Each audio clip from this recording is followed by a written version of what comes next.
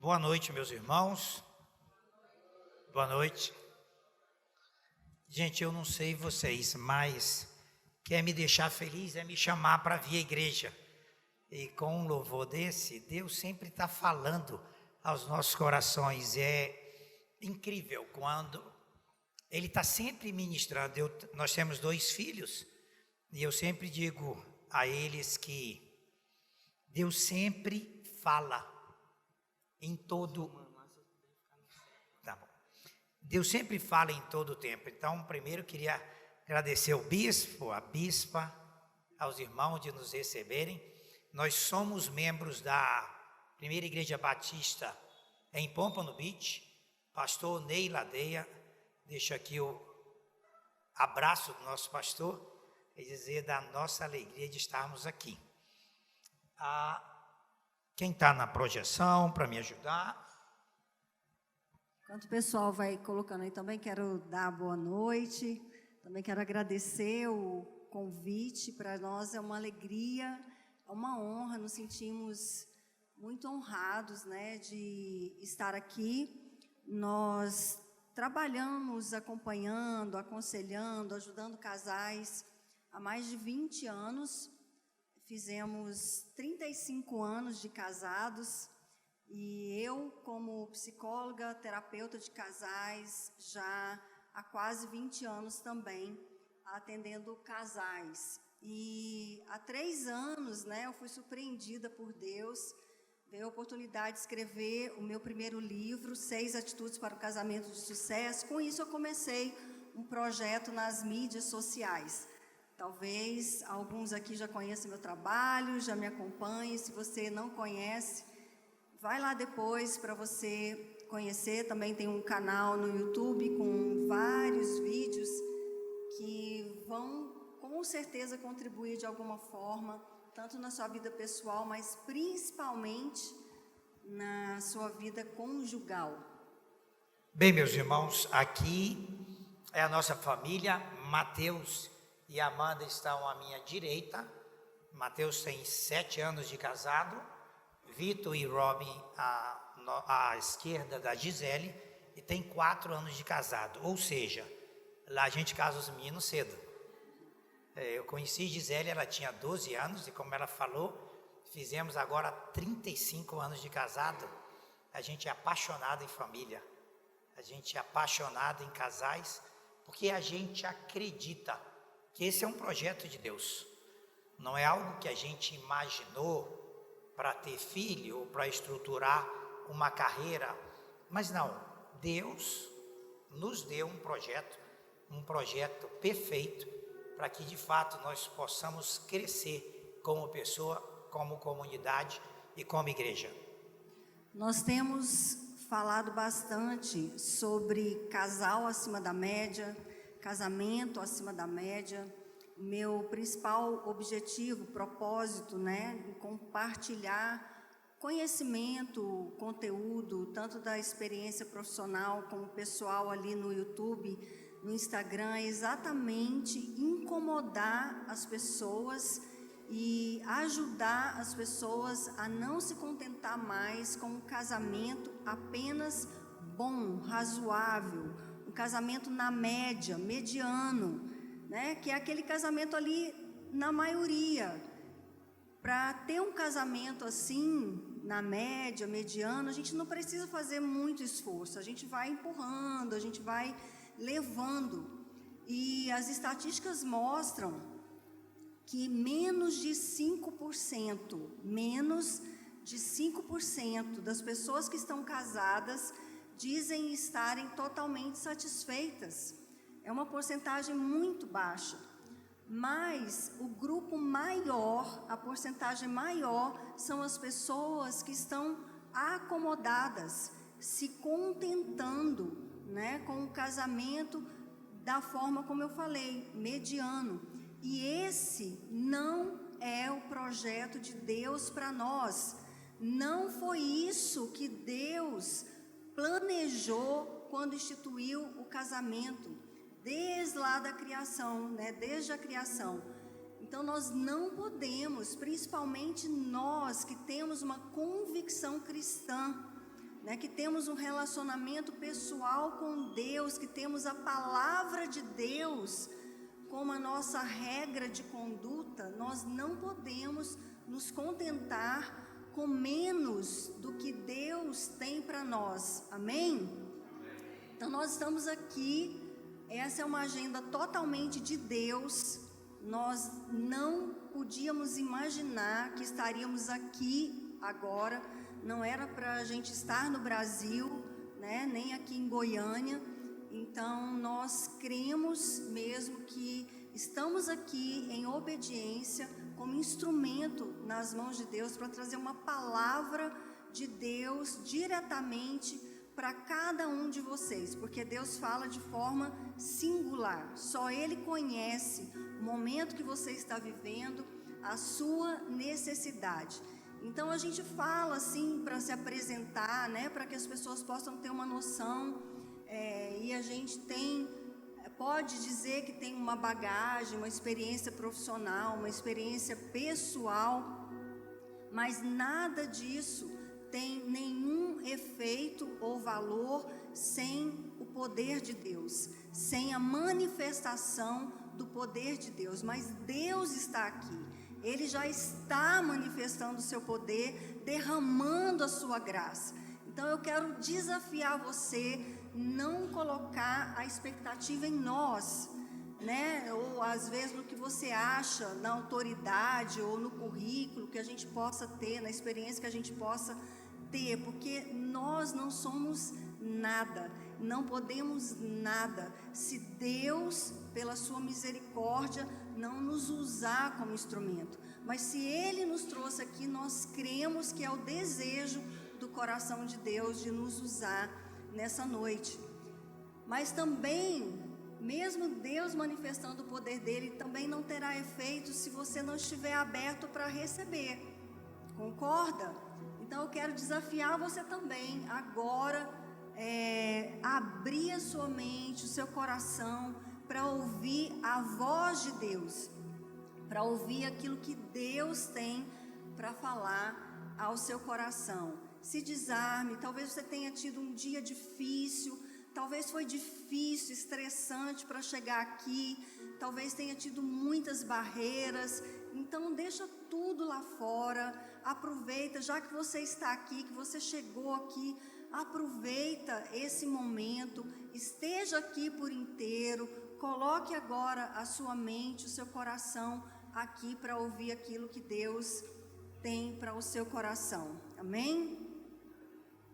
Então nós temos falado desse casamento acima da média, que é um casamento de sucesso.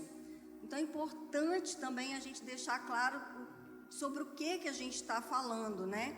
Nós estamos falando de um casamento que vai permanecer até que a morte os separe, mas vai permanecer bem, os dois estando satisfeitos, os dois estando felizes.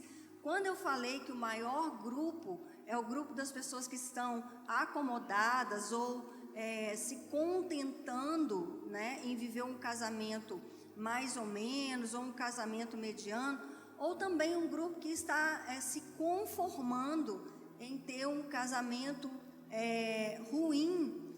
Então eu estou falando de pessoas que permanecem casadas, mas vivem muito mal.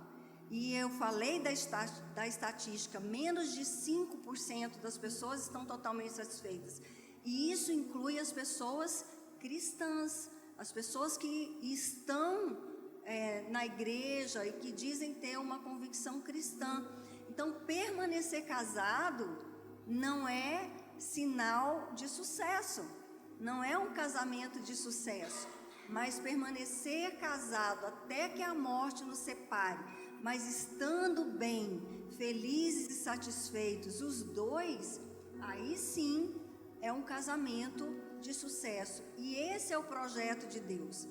Então, por isso que nós vamos colocar aqui hoje 4 pontos que nós consideramos indispensáveis para que você possa levar o seu casamento para esse nível acima da média, para que você possa viver a plenitude do propósito, do projeto de Deus para o casamento, para todos nós.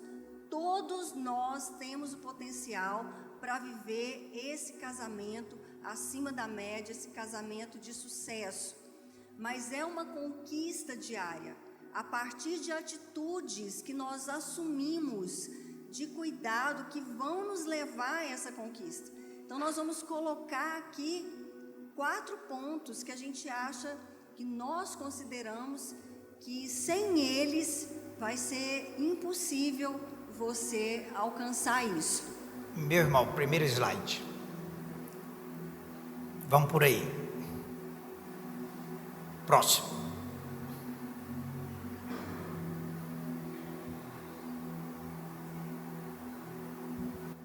E esse casamento de sucesso, é claro que não vai ser os dois combinarem tudo, não vai ser um casamento que vai ter a ausência de conflitos ou de crise, né? Não vai ser um casamento que vai ser feliz sempre, mas vai ser feliz para sempre. O feliz para sempre é o projeto de Deus, não é conto de fadas, não.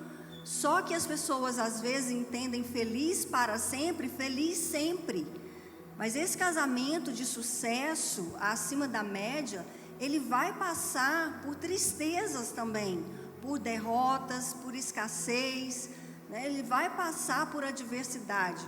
Mas os dois vão estar tão conectados, primeiro em Deus e entre os dois, que vão superar e se fortalecer com as crises e as adversidades. Mas, irmãos, pensa, por que alguém ficaria 5 anos, 10 anos, 20 anos, 30 anos casado e não vivendo bem? Uma das razões é porque, por alguma razão, alguns de nós acreditam que isso é o normal. Seu tio falou, seu pai falou, olha, casamento é o seguinte, começa bem, mas com o tempo vai piorando. Alguns acreditam que com o tempo a gente vai virando irmão, quem sabe até primo. Alguém já ouviu isso? É verdade. Eu brinco que alguns com o tempo passam a chamar a esposa de mãe e o esposo de pai, cada um com as suas preferências. Mas olha que coisa complicada vai virando. E às vezes é tão interessante que é como se eu quero ir para o céu, todo mundo quer ir para o céu, e parece que a consequência de não ir para o inferno é pagar o preço de não poder separar.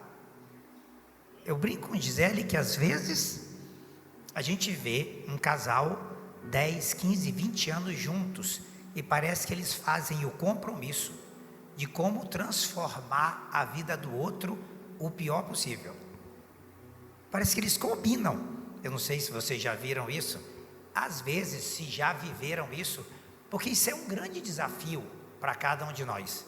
Vocês imaginam 35 anos juntos? Quantos desafios, como Gisele falou, nós passamos, e foram vários. E nós precisamos ter clareza do que a gente acredita e para onde a gente está indo. Um dos maiores desafios que a gente tem na nossa vida não é o que a gente não sabe, mas é o que a gente sabe e a gente está errado. Porque quando eu tenho certeza, por exemplo, às vezes alguém aqui tem certeza que o casamento começa bem e ele vai piorando.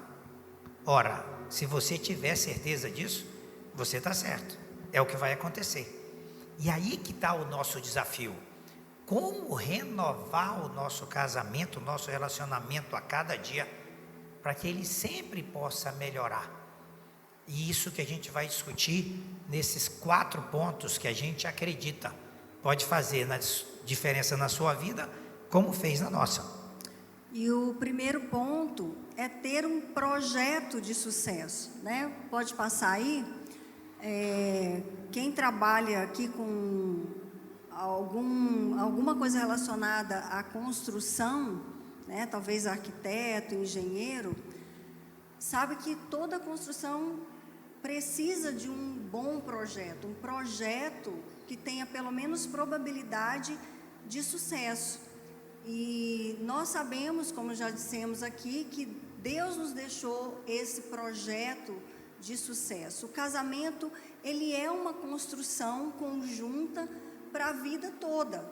Assim nós cremos quando temos uma convicção cristã. E a gente precisa entender e ter clareza de qual projeto que a gente está seguindo, porque o que nós temos visto, e é por isso que a gente coloca esse como primeiro ponto, e é desse ponto, entendendo esse primeiro ponto, vai depender muito os próximos pontos. Quando um casal não tem clareza, e boa parte dos casais que a gente tem acompanhado no decorrer de todos esses anos, a gente vê que não tem a clareza para onde estão indo, aonde querem chegar. Muitas vezes o casal não tem a mesma visão de casamento e eles estão indo para direções diferentes, né? O que muitas vezes a gente explica como jugo desigual. Então, quando a gente não tem a clareza da direção para onde nós estamos indo, aonde a gente quer chegar, a gente se perde, a gente se desconecta, né? E a gente não vai, então, para a mesma direção. O projeto, ele dá clareza, ele dá direção, mas não adianta eu ter o projeto se eu não seguir o projeto. E é outro ponto também que a gente vê, e na maior parte do tempo, na maioria dos casais que nós acompanhamos, tanto ministerialmente como eu, como profissionalmente, são cristãos. Mais de 90% são cristãos. E a gente vê que as pessoas falam, não, mas eu tenho uma convicção cristã sim. E o projeto que eu sigo e que eu quero seguir é o projeto de Deus. Mas a gente vê nas atitudes, né, no dia a dia ou naquele relacionamento, que a pessoa ela está saindo do projeto, ela até acha que está seguindo o projeto.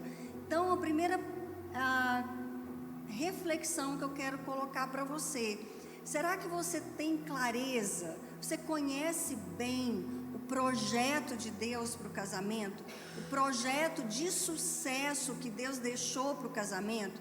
Se você conhece, será que você está seguindo à risca o projeto? Será que vocês não estão, talvez, hoje frustrados, decepcionados, ou até pensando em desistir do seu casamento, porque vocês saíram do projeto? Não estão seguindo, né, a base, o fundamento, os princípios que fundamentam o projeto de Deus para o casamento? Então, é a primeira reflexão que a gente precisa fazer. A gente pensa bem, para os homens, aprendi com um mentor recentemente, qual é o papel de um homem na sua casa? Olha como isso simplifica a vida da gente, é levar sua família para o céu. Uma coisa legal. Então, o papel de um homem na sua família é levar sua família para o céu. Para a gente levar a nossa família para o céu, Deus deixou um plano. Nós temos uma geração muito curiosa. Os antigos levaram milhares de anos para trazer até nós a palavra de Deus revelada. E hoje, quando a gente conversa com os cristãos, eu imagino que nós somos cristãos. Cristão é aquele sujeito que segue a Cristo. E nós temos a palavra de Deus revelada, que é o que Jesus Cristo nos falou que nós deveríamos seguir. Como Gisele falou, é o projeto. Quando a gente conversa com esse cristão, ele fala assim, gosto muito da Bíblia, mas eu tenho os meus próprios princípios. É muito interessante imaginar que alguém, após ter milhares e milhares de anos revelado por Deus, através dos seus profetas na palavra de Deus, ele consegue hoje, em 2023, ter seus próprios princípios. É o cúmulo da arrogância, da prepotência, a gente imaginar que dá para inventar a roda que já está escrita. O casamento, o nosso relacionamento, Deus já deixou a rota tranquila. eu e Gisele, nós casamos grávidos. Não sei quem lembra o que acontecia numa igreja tradicional em 1987. Quem estava grávido tinha que vir na frente, pastor, confessar seu pecado e era excluído da igreja. A gente era excluído do hall de membros. E depois de uma disciplina, eu não sei quem lembra disso, você tinha que vir na frente de novo, pedir perdão à congregação para ser aceito na membresia.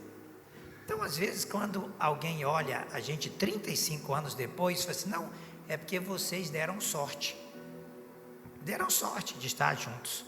Mas depois desse grande desafio, no primeiro ano de casado, nós perdemos nosso primeiro filho, nossa primeira filha.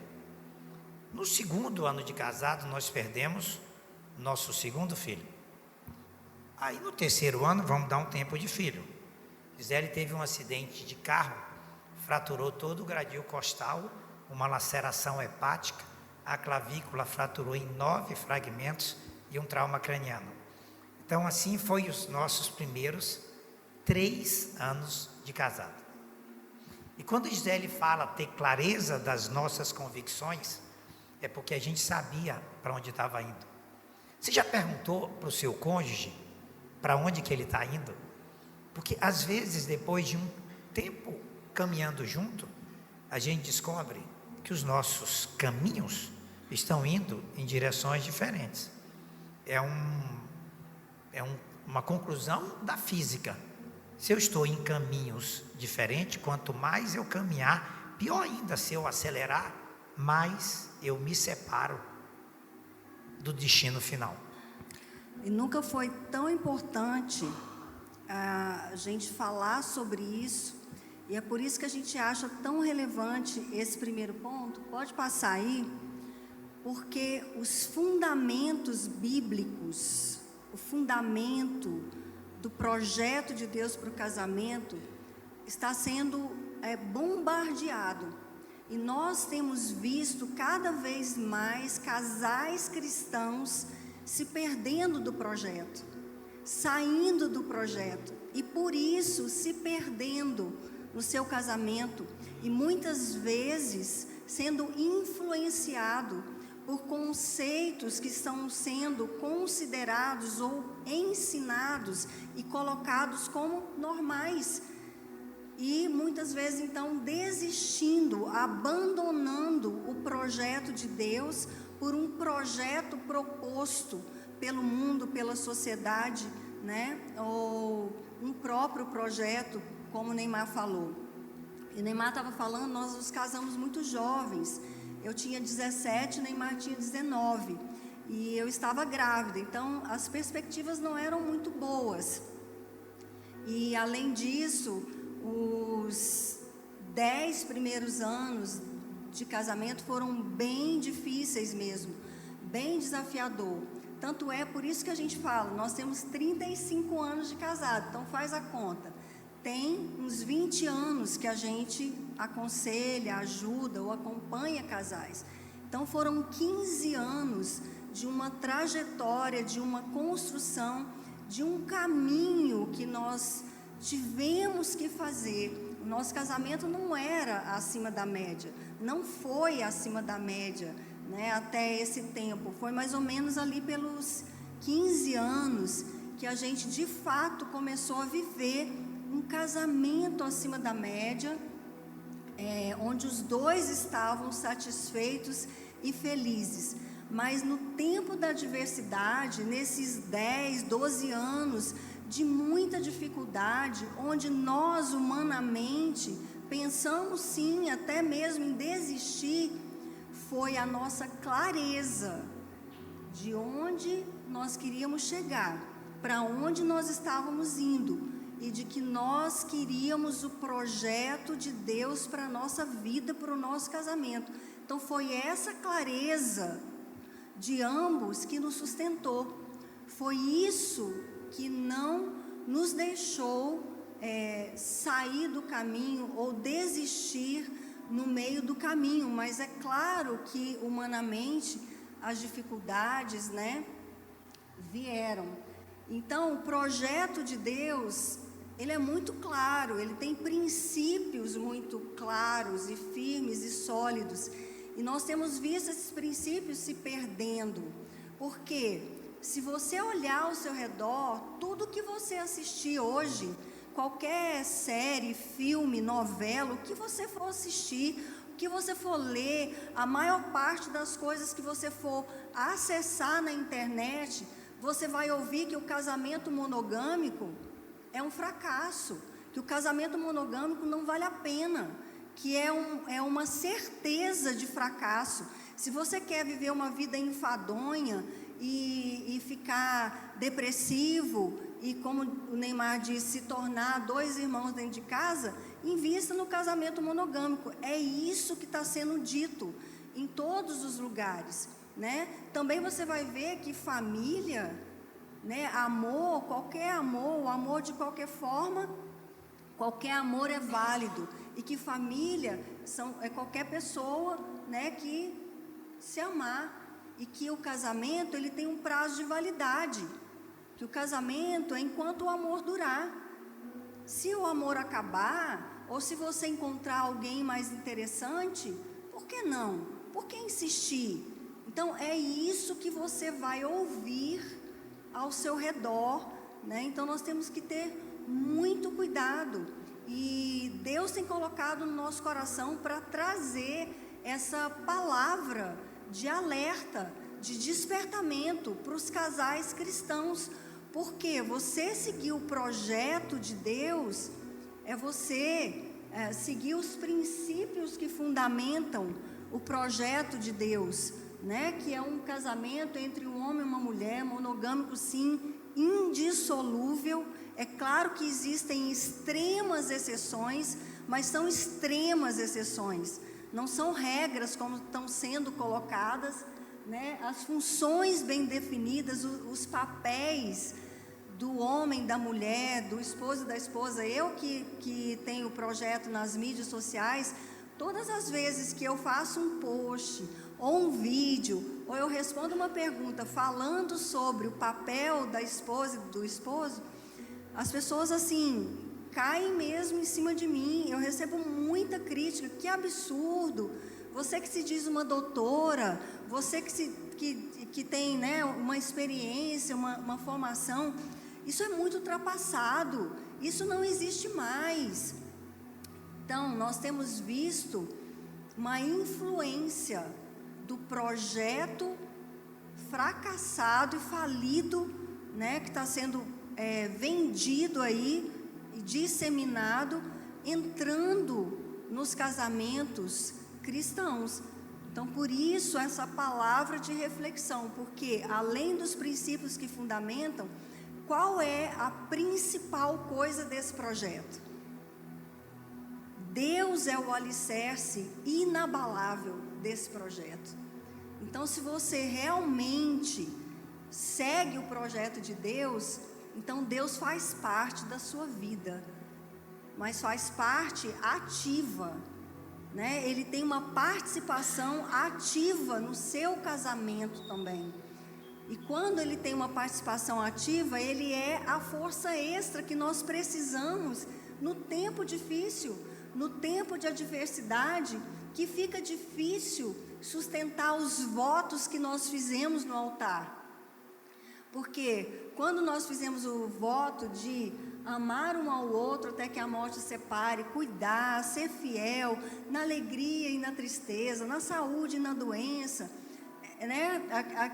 Aqueles votos, naquele momento de emoção e tudo, nos momentos de adversidade fica difícil sustentar.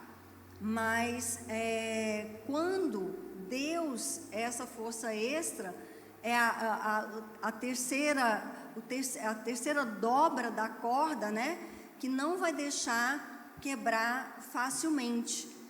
E quando a gente tem Deus na nossa vida, Cristo passa a ser a nossa referência.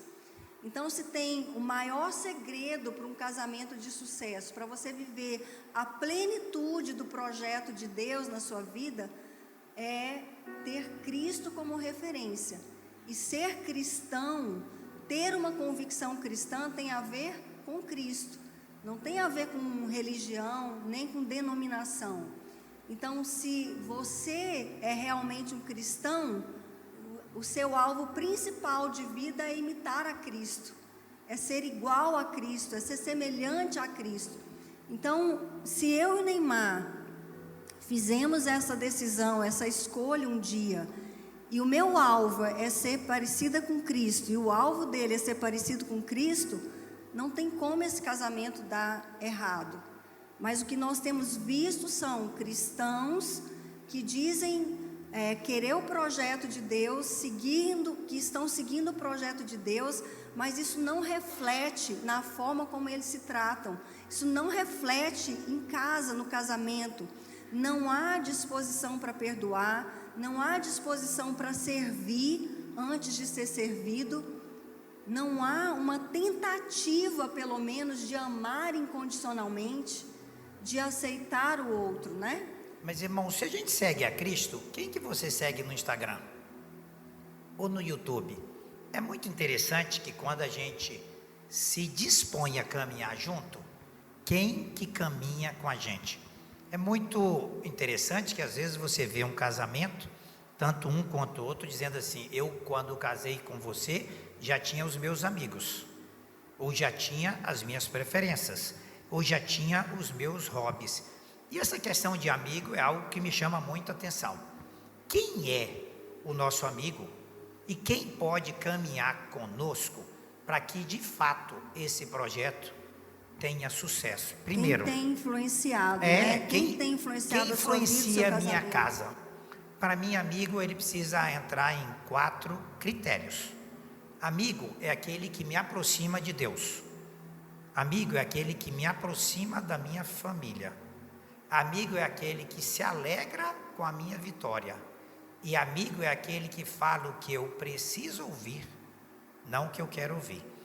Temos uma geração muito frágil hoje, que precisa que a sua autoestima seja reforçada todos os dias. Então a gente não busca amigos, a gente busca cúmplices. A gente busca pessoas que mesmo quando eu estou errado, fala assim, é assim mesmo, você precisa aprender com seus próprios erros. Isso não é amigo.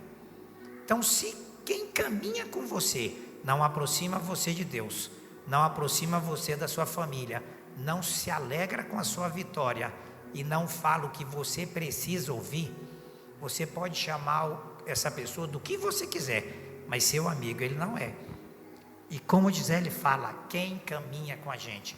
É impressionante, eu casado, e que o meu melhor amigo é uma pessoa do sexo oposto, ou alguém com quem eu me relacionei antes, ou alguém que não acredita que seguir a Cristo é a melhor coisa a fazer. Tem algum sentido? Aquilo vai fortalecer o meu relacionamento. Então a gente precisa escolher quem que a gente vai seguir, quem que a gente vai ler e quem a gente vai ouvir. Então, o primeiro ponto é esse, né, que você possa guardar no seu coração, refletir sobre isso, que vai fazer maior diferença para mudar o rumo ou a história, talvez, do seu casamento, ou para manter o seu casamento sempre no nível acima da média. É primeiro a sua vida com Deus. É como está a sua vida cristã.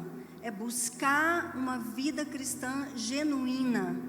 Colocar como alvo principal se parecer com Cristo. Trazer Deus para dentro e seguir à risca o projeto de Deus que é de sucesso. Isso já garante aí, vamos dizer, pelo menos 80% do sucesso no seu casamento. E o segundo ponto é priorizar um ao outro. E muitas vezes as pessoas ficam até chateadas comigo quando eu falo que o seu cônjuge deve ser, e aqui eu estou falando, que fique claro, abaixo de Deus, tá? Eu não estou considerando Deus, mas as coisas terrenas. O seu cônjuge tem que ser a prioridade máxima. E isso é um princípio, um dos principais princípios do projeto de Deus para o casamento. Quando ele disse que o homem, né, deixaria pai e mãe, aqui inclui mulher e homem, para se unir um ao outro e se tornar uma só carne. Aqui está o princípio do deixar, que é você fazer uma mudança de prioridade. A partir do momento que nós nos casamos, o Neymar deveria passar a ser a minha prioridade máxima, abaixo de Deus, e vice-versa. Isso às vezes até acontece no início do casamento, mas com o passar do tempo isso vai mudando. Os filhos chegam e se tornam prioridade máxima. Às vezes até porque os filhos chegaram, o trabalho passa a ser a prioridade máxima, porque precisa trabalhar, precisa construir um patrimônio, principalmente o homem, mas muitas mulheres hoje, né, precisam, com a intenção, a melhor das intenções possível, de dar uma vida melhor, mais confortável para a família, acabam cometendo esse equívoco, esse erro. Mas muitas pessoas continuam mantendo os pais ou os familiares como prioridade máxima. E isso destrói casamentos, isso acaba com muitos casamentos. Então, primeira coisa, você precisa entender que priorizar o seu cônjuge não é quantidade de tempo, mas é cuidar todo o tempo, é cuidar todo dia, mesmo que seja um pouquinho, mesmo que seja rapidinho. Assim como manter um jardim verde florido. Você tem que passar lá todo dia e ver o que está precisando. E aí você supre a necessidade do dia. E aí você mantém o jardim verde florido. Quem não tem prazer e desejo de estar num jardim verde florido? Não é agradável? E da mesma forma, muitos casais não têm mais prazer nem desejo de estar no casamento ou estar juntos, porque deixou de ter esse cuidado diário e o jardim secou. Simplesmente morreu, encheu de mato, encheu de lixo e não se tem mais prazer. Só que a gente vê como algo pesado muitas vezes, a gente vê como um fardo. E se a gente entende que priorizar é cuidar todo dia, é o identificar o que o Neymar precisa receber de mim hoje. É só hoje. Às vezes é uma palavra de afirmação, uma palavra de credibilidade, né? Uma palavra de incentivo. Às vezes é um abraço apertado, só um abraço apertado, demorado. Às vezes é um colo, né? Às vezes são coisas tão pequenas que, se a gente identificar todo dia e suprir a necessidade um do outro todos os dias, e as necessidades são diferentes, né? Não fica pesado, fica leve, né? Fica até prazeroso e ambos estarão satisfeitos. Por quê? Se eu tenho as minhas necessidades supridas, eu vou ficar o quê? Satisfeita, né? E ele também. Então, muitas vezes as pessoas, elas entendem que prioridade é quantidade de tempo. Por isso elas falam: você está maluca, não tem como eu manter meu cônjuge como prioridade com essa vida tão corrida, né, que nós temos. Mas se você não entender isso, acredite, né, eu falo e nós falamos de 20 anos de experiência lidando com as mais diversas histórias e situações. Se você não entender isso, que é priorizando o seu cônjuge, que você vai dar para o seu filho o ambiente perfeito, necessário, para ele ter um desenvolvimento saudável e se tornar um adulto saudável, que não é sendo a prioridade máxima, tendo as suas vontades satisfeitas, que seu filho vai ter esse desenvolvimento saudável, mas é vendo o seu casamento, o seu relacionamento saudável, que vocês cuidam, priorizam, respeitam um ao outro. É isso É presenciando isso que o seu filho vai ser feliz, vai ter um senso de valor e vai se tornar um adulto saudável, capaz de construir também uma família saudável. Se você não entender que é priorizando o seu casamento que você vai ter o melhor desempenho no trabalho, no ministério e em qualquer outra coisa que você fizer, é o seu casamento estando bem e saudável que vai ser o eixo de equilíbrio para que você possa prosperar nas outras áreas, ter um desenvolvimento, né, melhor nas outras áreas, um desempenho melhor. Então, se você não entender isso, você vai equivocadamente, que é natural, com a melhor das boas intenções, com motivos legítimos, priorizar outras coisas acima do seu cônjuge. E você vai instalar um processo destrutivo, gradativo no seu casamento. Irmãos, talvez isso seja uma das coisas mais desafiadoras. Sabe por quê? Até 200 anos atrás, o único objetivo de uma pessoa era sobreviver. Era acordar e terminar o dia vivo. Não sei por que alguém muito sofisticado escreveu que você nasceu para ser feliz. Na Bíblia não está escrito, mas no Instagram está. Alguém falou que você, olha, Deus criou as galáxias, criou o Sol, criou a Terra com um único objetivo: fazer você feliz. Engraçado, né? Gisele está falando de priorizar o outro. Quando Gisele escreve sobre isso, é uma tragédia. Quem já ouviu assim, ó, filho é para a vida toda, marido eu não sei. Já ouviu? Imagina o seu marido sabendo disso, sua esposa sabendo disso. Pai é para a vida toda, cônjuge eu não sei. Você está profetizando na sua vida a destruição do seu casamento. Tem muitas mentiras. E o futuro dos filhos, né? Tem muitas mentiras. Porque o saudável é sair. A gente ouve o seguinte: ou um casamento forte ou negócios fortes. Ou um casamento forte ou ministério forte. O homem mais rico da história que se contabilizou, que se pode provar, chama-se Rockefeller. Esse homem foi muito rico, somando os 10 mais ricos atualmente. Esse homem morreu com 93 anos, casado com a mesma mulher, e foi professor de escola bíblica dominical até o dia da sua morte. Então você vê como é que o diabo conta mentira para a gente.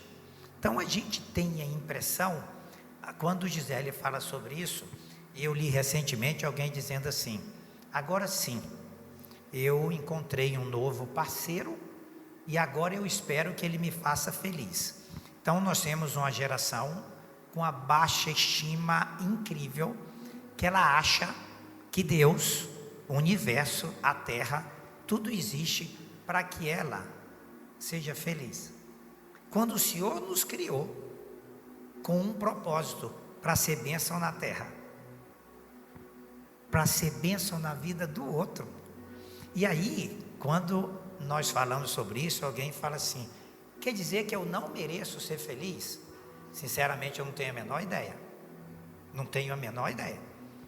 Porque eu não sei onde esse conceito surgiu. Em que a igreja existe para fazer a gente feliz. Papai precisa fazer o feliz, mamãe também. E quando eu estou infeliz, porque alguma... Você pode ler, abrir televisão, você pode ler o que você quiser. Alguma coisa precisa acontecer. Ali, um pouquinho antes de vir para cá, o que a sociedade está fazendo para que as minorias se sintam melhores, para que as mulheres se sintam respeitadas. É como se, fora de mim e da minha relação com Deus, alguém tenha que fazer alguma coisa para eu ser feliz. Quando eu escolho priorizar o outro, a minha tomada de decisão e a minha jornada fica muito mais simples. Porque a pergunta é: Deus, eu como esposa de Gisele, o que eu preciso fazer para fazer ela feliz? É tão mais simples. A minha jornada já me coloca algumas decisões que eu já tomei. Quando Gisele fala de um filho ter como modelo, é quando ele vê que o seu pai ama a sua mãe e que sua mãe ama seu pai. Nossos filhos já são casados, mas se qualquer um de nós aqui ligar para eles e perguntar qual é a prioridade na vida do seu pai, eles vão falar, minha mãe. E é interessante que às vezes a gente liga para combinar uma viagem ou para se encontrar, ele fala assim, pai, depois eu respondo, preciso falar com a minha esposa. E eu fico encantado, porque eles entenderam que uma vez que eles escolheram casar, a prioridade da vida deles não são seus pais. Porque alguém sempre fala assim, mas você não conhece, meu pai precisa de mim, e tem que honrar pai e mãe mesmo. Minha mãe precisa de mim, e tem que cuidar deles, mas eles têm que saber quem é a prioridade na sua vida e no seu coração. Pais que amam a Deus sobre todas as coisas, e os filhos veem nas atitudes práticas dos pais isso, né? E que depois então se priorizam e se amam. E priorizar um ao outro é indispensável para viver um casamento acima da média, a plenitude do projeto de Deus, por uma simples razão, porque quando nós nos sentimos priorizados pelo nosso cônjuge, nós nos sentimos amados, nos sentimos valorizados, nos sentimos cuidados, né? Nos sentimos especiais e satisfeitos.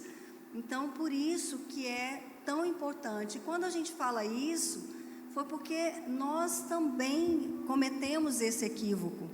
Como Neymar disse, nós perdemos os nossos 2 primeiros filhos. Quando o nosso filho Mateus nasceu, ele foi muito desejado, muito esperado.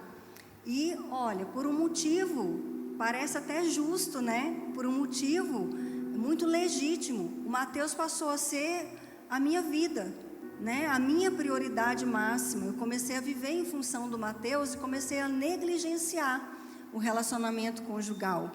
Então, quando a gente fala de coisas que a gente viveu, que a gente aprendeu, né? E percebeu o quanto era importante fazer essa mudança. Por um momento também, Neymar passou a priorizar o trabalho, também por motivo legítimo, de necessidade mesmo.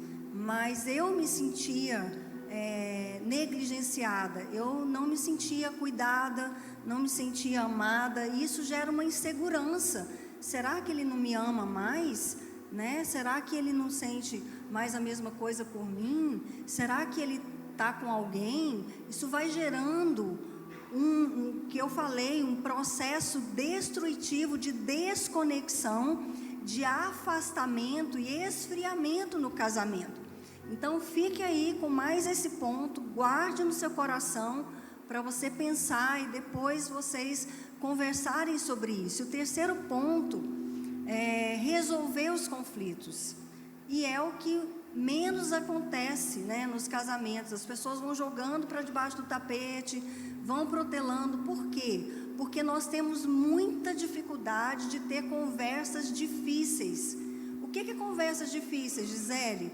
É você falar de você mesmo, é você falar do seu sentimento, é você deixar o outro saber aquilo que está te incomodando, aquilo que não está bom para você, é deixar o outro saber, inclusive, aquilo que eu estou frustrada, aquilo que eu estou decepcionada e vice-versa. É fácil? Não é fácil. Tivemos uma dessa hoje à tarde, irmão, foi duríssimo. Verdade. Verdade. Mas de forma construtiva. Construtiva. Quando a gente conversa com o nosso cônjuge, a gente conversa para entender o que ele está passando, ou é para convencer ele que eu estou certo? Já pensou nisso? Legal essa, né? Eu ouço para entender, ou eu ouço só para responder? Não sei se já perceberam, de vez em quando, mas ele não está ouvindo nada, a gente está só esperando ele ter uma pausa para ir mostrando o tanto que a gente é sofisticado, a gente é inteligente, o nosso jeito é melhor. Essa questão de conflito lá em casa é muito legal, porque eu e Gisele, bispo, a gente discorda só quase em tudo. Por exemplo, eu sei quando Gisele gosta de uma comida se eu comer e achar ela horrível. Eu achei, posso passar para ela. Verdade. Quando ela fala assim, essa comida tá horrível, passa para mim, eu vou adorar a comida. É tão interessante isso, porque o que a gente aprendeu? Que as nossas diferenças nos completam. Desde que eu perceba que isso é graça de Deus na minha vida, para que eu desenvolva áreas que eu ainda não desenvolvi. Deus, ele é tão bondoso, quando ele coloca diferença no meu cônjuge, é para tratar algo que eu ainda não tratei. É que eu possa desenvolver áreas que eu ainda não desenvolvi. Mas quando eu vou para uma conversa com um único objetivo, que é provar que o meu jeito é melhor, o que eu penso é melhor e a minha maneira de viver é mais adequada, isso não é construtivo. E também para conseguir o que eu quero, né? Geralmente é o que a gente faz quando a gente vai conversar. E a gente acaba não expressando, não deixando o outro saber aquilo que eu estou sentindo, e aquilo vai se arrastando mesmo, tornando aquela bola de neve que uma hora pode ficar insustentável. Então, aqui está 3 pontos para você resolver todos os conflitos aí na sua casa, no seu casamento. 3 pontos. E o primeiro é esse: aprender a ter as conversas difíceis, que elas são necessárias. O casamento é uma construção para a vida toda, é uma jornada para a vida toda, como nós já dissemos. E nesse tempo, 2 pessoas são diferentes. Nós vamos divergir em algumas coisas, né? Talvez vocês não vão divergir tanto quanto a gente, mas em algumas coisas. E aí nós precisamos criar. Como que você vai aprender a ter conversas difíceis de forma construtiva? Nós precisamos construir um ambiente de segurança. Você tem medo, você tem receio de falar alguma coisa para o seu esposo ou para a sua esposa? Então vocês ainda não têm esse ambiente de segurança. Precisa conversar sobre isso, porque no casamento, o nosso cônjuge é a pessoa com quem a gente mais convive e de forma mais íntima. Nós precisamos construir esse ambiente de segurança, onde nenhum dos dois tenha nenhum medo, nenhum receio de abrir o coração para o outro e falar tudo o que pensa, tudo o que sente, né? Tudo que não está bom, que está desconfortável, mas também falar tudo que admira, tudo que respeita, né? A reconhecer o que o outro faz. Então a gente precisa ter esse canal totalmente aberto, ter essa liberdade totalmente para falar. Agora, a questão é a forma, é a hora, porque para ter esse ambiente de segurança, a gente precisa saber a hora e a forma de falar. E a palavra de Deus nos deixa alguns princípios muito claros sobre como falar, né? A palavra branda, a palavra agradável, a palavra temperada, né? A palavra que vai edificar, a palavra que vai trazer graça para aquele que está ouvindo. Então, a palavra de Deus nos dá muitos recursos para a gente aprender a ter esse ambiente e falar de forma construtiva. Depois, se você quiser olhar no meu canal no YouTube, eu tenho vários vídeos falando sobre comunicação eficaz. Como desenvolver uma comunicação eficaz, quais as características de uma comunicação eficaz, e vai complementar essa palavra aqui, e eu tenho certeza que vai te ajudar. Segundo, compreender as diferenças, como o Neymar falou. Enquanto a gente não compreende as diferenças, e 2 pessoas se casam, elas trazem as suas bagagens, cada um traz as suas bagagens. E quem, por acaso, né, estiver aqui num 2º casamento, 3º casamento, as bagagens vão aumentando, vai trazendo mais bagagens ainda. E isso traz muito conflito. Enquanto a gente não compreende as diferenças, a gente julga, a gente cobra, a gente pressiona o outro para mudar, para ser do jeito que eu sou, como o Neymar falou, né? Fazer do jeito que eu faço. E eu sempre digo, o que destrói um casamento não são as diferenças, porque duas pessoas sempre serão muito diferentes. O que destrói um casamento é não compreender as diferenças. É isso que destrói, porque as pessoas, não compreendendo as diferenças, também elas vão se desconectando. Por quê? Porque elas vão se frustrando. As diferenças, elas causam muitas frustrações que vão sendo acumuladas no dia a dia, e vai desconectando e vai ficando distante, aí não conversa, não tem conversa difícil, construtiva, para o outro saber que aquilo está me frustrando, e vai só aumentando esse distanciamento. E é isso que chega a um ponto das pessoas falarem que são incompatíveis, que era a pessoa errada, que acabou o amor, que não sente mais nada. Mas, na verdade, foi esse processo gradativo que foi acontecendo. E trocar nunca será a solução, porque se trocar e não entender isso daqui, que para resolver os conflitos precisa aprender a ter conversas difíceis, precisa compreender as diferenças e aprender a perdoar diariamente, vai chegar no mesmo lugar no outro relacionamento, de frustração, de decepção, de desconexão e de desistência.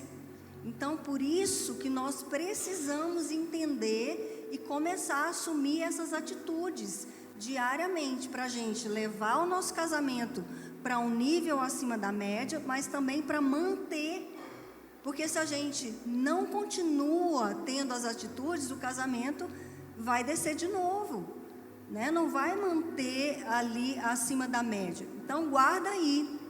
Irmãos, é muito interessante esse tema, porque eu e Zélia gastamos muito tempo. Ela não conseguia ver que eu estava sempre certo. Era incrível, apesar de eu estar em Addis. E ela não entendia isso. Eu gastava um tempo mostrando para ela que o jeito que eu fazia era melhor. Eu não sei se vocês já viveram isso, é só lá em casa, ou na casa, só lá na Flórida. A gente gasta uma energia brutal ao não entender e compreender o outro. Mais ainda, a gente está sempre querendo inventar a roda, né? Tem um novo jeito de praticar perdão, sabe como é que é? Eu perdoo, mas não quero mais conviver com essa pessoa. É um jeito novo, não sei quem escreveu sobre isso, mas se for no Instagram ou no YouTube, está tudo lá. Eu perdoo, mas não quero mais conviver com essa pessoa. Mas a gente é cristão, e Jesus falou que era de outro jeito. Alguém perguntou para ele: mas Senhor, e quantas vezes eu devo perdoar? Ele respondeu assim: quantas vezes for necessário. Porque parece que todo dia, quando a gente acorda, as misericórdias do Senhor se renovam, e Ele nos perdoa por tudo que a gente reconhecer e pedir perdão. A gente quer de Deus esse perdão, mas a gente não quer dar para aquela pessoa quem eu amo e que é mais próximo a mesma coisa. Uma outra coisa é que a gente sabe como magoar aquela pessoa que está perto da gente. A nossa língua, ela é certeira. E de repente, na hora que eu não perdoo, eu acabo levando a cada dia essa dor, essa marca, e a gente acaba se distanciando. E essa questão do perdão cai lá no primeiro ponto que nós falamos, porque quando você decide que onde você quer chegar, para onde você está indo, é seguir o projeto de Deus à risca, e eu falei, então quer dizer que Deus é o alicerce inabalável. Deus faz parte desse casamento de forma ativa, e Cristo é a referência de conduta da minha vida. Então, se realmente eu sou um cristão, com uma vida cristã genuína, o meu alvo é me parecer com Cristo. E aí tem tudo a ver com perdão. Tem tudo a ver com o que Cristo fez. Porque perdoar é dar ao outro de graça o que eu recebo de graça. Não só recebi na cruz, mas continuo recebendo, porque Deus continua nos perdoando. E Ele nos perdoou por algo que era uma dívida que era impagável. Então, não importa o tamanho da ofensa, né? Não importa o tamanho da dívida. Deus nos capacita através do seu Espírito Santo que está em nós, da presença de Cristo em nós. Ele nos capacita a oferecer o perdão, né? O perdão genuíno, no padrão de Deus. Então, nós precisamos entender que todos nós precisamos de perdão. Se relacionar implica em ferir e ser ferido. Em algum momento eu vou estar no lugar de ofendida, mas eu posso ter certeza que eu também estarei no lugar de ofensor. E eu vou desejar receber do outro o olhar de compaixão e de misericórdia que eu não quis oferecer. E quando eu não me disponho a oferecer perdão para a pessoa que eu mais amo, né, a pessoa mais íntima da minha vida, eu estou me colocando num lugar de superioridade, porque eu estou dizendo que eu não vou fazer o que o outro fez e eu não vou precisar de perdão, né? Eu estou me colocando num lugar de perfeição. Então, quando a gente experimenta, e se nós dissemos que temos uma convicção cristã, então nós experimentamos o perdão e a graça de Cristo na nossa vida. Então, se eu experimentei, isso me capacita, isso fica mais fácil eu oferecer para o outro. Então, sem aprender a ter conversas difíceis, sem compreender as diferenças e sem praticar o perdão, principalmente nas pequenas coisas do dia a dia, porque o que acaba um casamento é a falta de perdão no dia a dia, nas pequenas coisas, nós não vamos resolver os conflitos. Nós vamos colocar os conflitos para debaixo do tapete, vamos deixar protelar, e isso vai, no momento, ficar insustentável. Então, o quarto ponto, para a gente já terminar, caminhando, né, para o término, é claro que não tem como a gente viver um casamento acima da média, um casamento de sucesso, a plenitude do projeto de Deus, sem ter uma vida sexual satisfatória, porque Deus nos criou seres sexuais, com necessidades sexuais, mas também com todo o potencial para viver uma vida sexual intensa, prazerosa, com o nosso cônjuge por toda a vida. E aí é outra mentira que as pessoas acreditam muito, que é normal no casamento a vida sexual ir se esfriando. Não é normal e nem precisa ser. Lembra disso, né?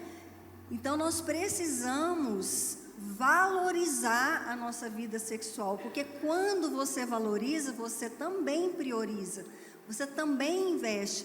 E o que acontece no casamento? No início do casamento é normal, né, os casais investirem mais nessa área, há toda uma empolgação, mas também isso vai ficando de lado com o passar do tempo. E o que a gente vê? Muitas vezes chega a um distanciamento físico, a uma privação sexual. E a privação sexual é uma das coisas que deixa o casamento em maior risco. E Paulo, naquela época, já alertava os casais sobre isso. E as estatísticas em relação também à satisfação sexual no casamento não são boas, não.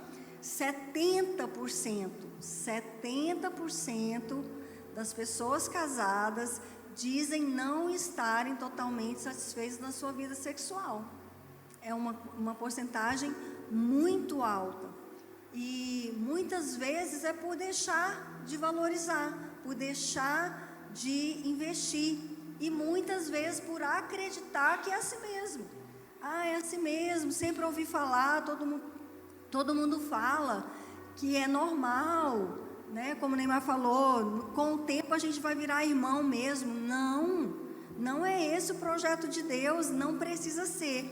Mas também nada cai do céu, né? Um casamento de sucesso é uma conquista diária, uma vida sexual satisfatória também. E a gente vê muitos casais tendo uma vida sexual insatisfatória, precária, enfadonha, por falta de conhecimento, por falta de informação básica, porque não busca.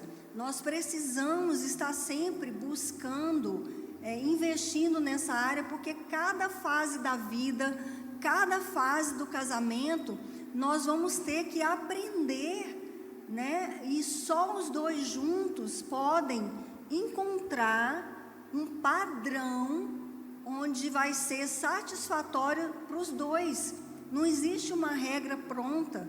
Nós temos que aprender a conversar, e aqui entra as conversas difíceis. Muitas dessas conversas difíceis será sobre a nossa vida sexual. Nós precisamos conversar com total liberdade e frequência para identificar as necessidades um do outro, para poder suprir. Irmãos, sexo é bom ou é ruim? Estão dormindo, né? Vamos lá, vou perguntar de novo. Sexo é bom ou é ruim? Se é bom, por que um de nós não iria querer fazer? Já pensou nisso? Se sexo é bom, por que alguém não iria querer fazer? Há uma herança da cultura grega que diz o seguinte: a prostituta é para prazer, a concubina é para sexo casual e a esposa é para criar filho. Parece meio estranho, né? Mas às vezes foi isso que seu pai te ensinou, foi isso que seu tio te falou.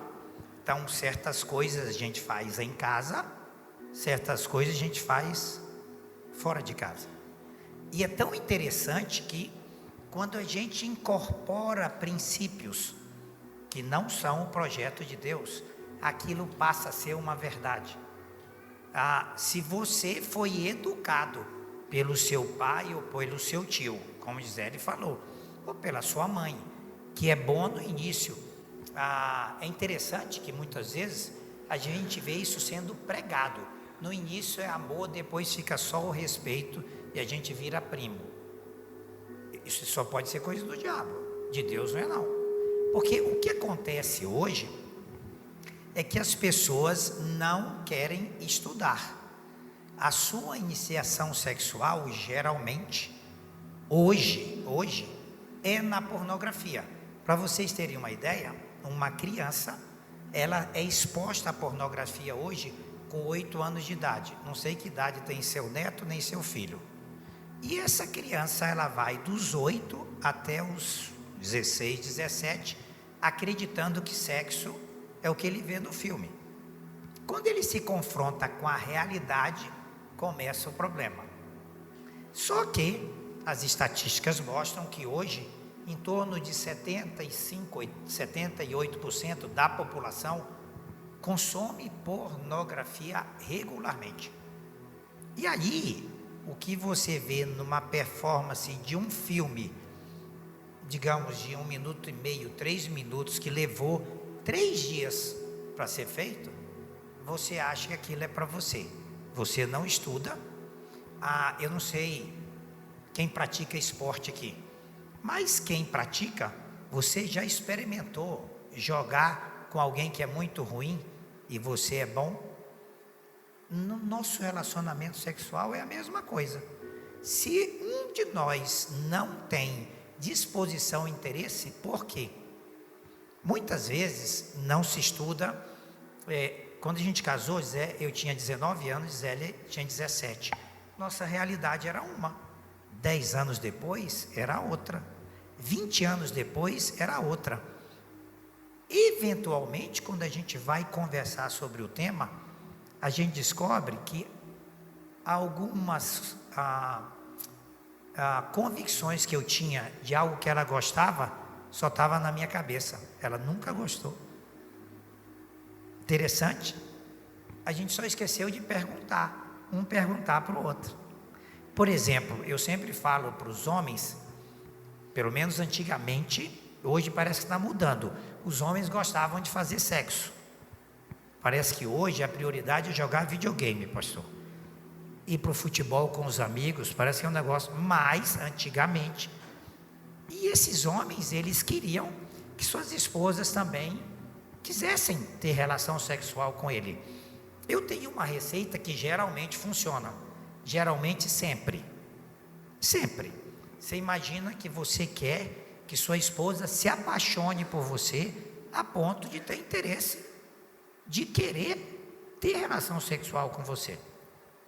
E a receita é mais ou menos assim, ó, todo dia cedo você faz uma massagem no pé dela, ou começa a funcionar, ou na cabeça, ou pergunta para ela onde ela quer a massagem, certo? Durante o dia, você manda uma mensagem, 2 mensagens, você é linda demais, eu amo você, você é a coisa mais importante da minha vida. Uma vez por semana, se tiver filho, você fala assim, meu bem, deixa eu cuidar das crianças, você podia sair com suas amigas, ir para o shopping. Lógico, não dá para ir para o shopping sem um cartão de crédito, com algum crédito. Digamos, todo dia não, uma vez por semana, meu bem, que tal você fazer o seu cabelo, fazer as unhas, fazer o pé? Para os homens, será que vai funcionar? Certeza que vai. Só que, às vezes a gente conversa com alguém mais jovem, ele quer uma comida maravilhosa, uma casa bem arrumada, os meninos cuidado, e quer que essa esposa depois tenha disposição e energia para cuidar dele. Essa conta não fecha. Quando a gente casou, eu sempre conversei com a Gisele. A casa a gente arruma junto, menino a gente cuida junto, mas tem algo que só nós dois podemos fazer junto. E para isso a gente precisa se informar, a gente precisa de mentores, a gente precisa de educação, a gente precisa ler. E hoje, quanta informação tem a esse respeito? Mas, se você foi ensinado, e às vezes do púlpito, que o seu relacionamento sexual começa bem, e ele vai só piorando, você está, digamos, profetizando na sua vida que tudo vai piorar.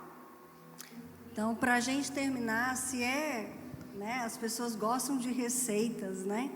Então, se a gente pode dar uma receita aí, como você pode ter uma vida sexual satisfatória para os dois, eu já falei, só os dois juntos, aprendendo a conversar, com total transparência e liberdade, podem juntos encontrar um padrão que vai ser satisfatório para os dois, inclusive uma frequência ideal.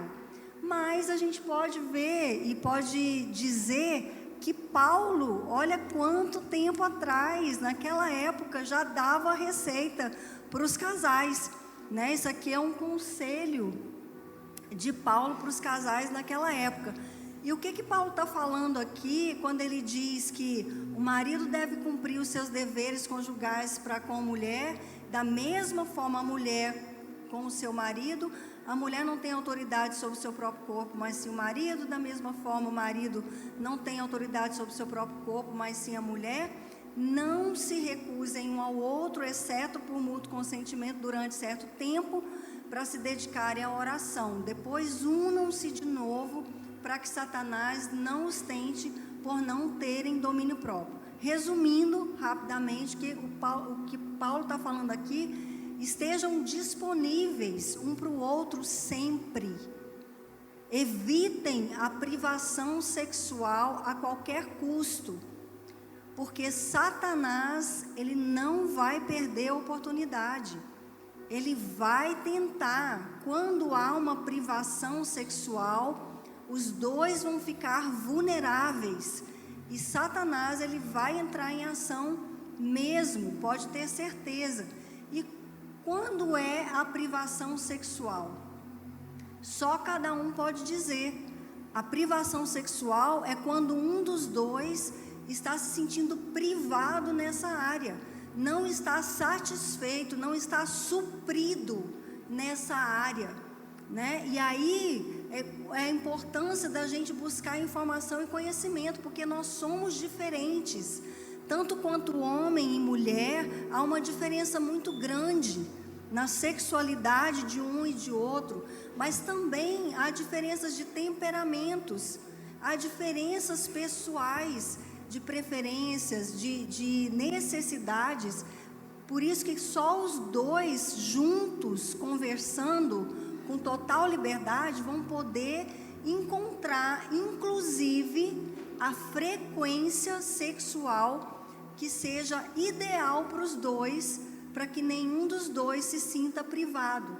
Então, outra mentira é achar que frequência não importa. O que importa é qualidade. A frequência importa sim, e Paulo já ensinava isso naquela época, e muitos casamentos estão sendo destruídos por causa da vida sexual, porque a gente vê essa passagem como algo negativo, como um peso, como uma obrigação. E aqui Paulo está falando de prazer, ele está falando de prazer mútuo. Ele está falando que quando eu entendo que o meu corpo é do meu esposo, porque um dos princípios mais importantes que a gente viu, que o homem deixará pai e mãe e vão se unir um ao outro e se tornar uma só carne. Então é meu prazer satisfazer meu marido, e é prazer dele me satisfazer, não é um peso, não é uma obrigação estar disponível para o meu esposo, mesmo naqueles momentos que com certeza, se a gente esperar coincidir tudo, ficar o tempo ideal, tudo ideal, o contexto ideal, a circunstância ideal, os dois estarem muito afim, a gente vai ter privação sexual. Então, mesmo naqueles dias que um não está tão desejoso, né, tão disposto quanto o outro, é meu prazer, é minha satisfação satisfazer o meu cônjuge. Ver o meu cônjuge se satisfazer em mim é tão prazeroso quanto o meu próprio prazer. Vocês entenderam o que eu falei? Isso é maturidade na vida sexual. Quando a gente chega nesse ponto de maturidade, entender o que Paulo está falando, não é mais peso, não é mais obrigação, fica leve, fica prazeroso, satisfazer um ao outro, estar disponível um para o outro e evitar a privação sexual que vai deixar os dois vulneráveis, e muitas vezes a consequência maior é a infidelidade conjugal.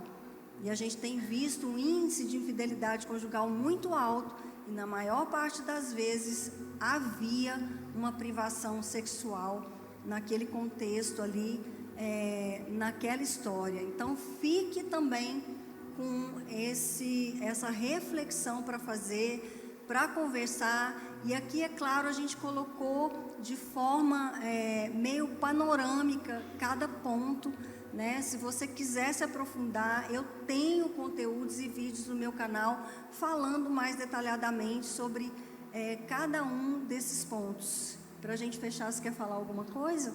Meus irmãos, todos esses 4 pontos dependem muito da expectativa que a gente tem para onde a gente está indo. Eu acho que um dos grandes desafios da nossa vida é de onde eu vim, onde eu estou, para onde eu vou. Nós temos um mentor que ele falou o seguinte: quando tinha dicionário em papel, a gente lembra dessa época, ele falou assim, vai lá no dicionário e pega a palavra divórcio e risca ela. Risca do tablet, risca do celular, tira do dicionário. Se a gente não tem como fazer o que não existe, a maior parte das nossas decisões já está tomada. A partir do momento que eu entendo que eu tenho como objetivo na minha casa ir para o céu com a minha família, isso passa a fazer sentido. E a minha tomada de decisão fica bem mais simples. Eu não preciso escolher. Eu quero ir para o céu. E caminhar em direção ao céu não é um peso, é um privilégio. As nossas diferenças nos completam. E as conversas difíceis é para que eu entenda as necessidades da minha esposa e possa dizer para ela quais as minhas necessidades. Quando a gente é ministrado dessa maneira, não tem mais dúvida, eu não preciso ouvir ninguém, porque Deus já nos deu o projeto. Deus já nos garantiu que quando eu escolho com quem eu ando, quando eu escolho o que eu leio e quando eu decido para onde eu vou, muitas das nossas decisões, elas automaticamente já estão tomadas. Quando eu entendo que nós vamos juntos para o céu, eu preciso cuidar da minha esposa como se fosse eu mesmo. Eu preciso não viver para ser feliz, mas descobrir como fazer ela feliz. E como eu tornar ela o projeto de Deus, para que ela possa cumprir a missão dela na terra. Que Deus possa confirmar isso no coração de cada um de nós, para que a gente, quando juntos chegar no céu, possa dizer ao Senhor: fizemos o projeto, não precisamos inventar nada. Tudo vai ficar mais simples quando a gente realmente colocar como alvo se parecer com Cristo. Quando eu estiver tão próxima de Cristo, que eu vou olhar para o meu cônjuge como Cristo olha. Eu vou amar o meu cônjuge como Cristo ama. Eu vou servir o meu cônjuge como Cristo ensinou a servir. E isso vai mudar totalmente a dinâmica do relacionamento, né? E o rumo de muitos casamentos.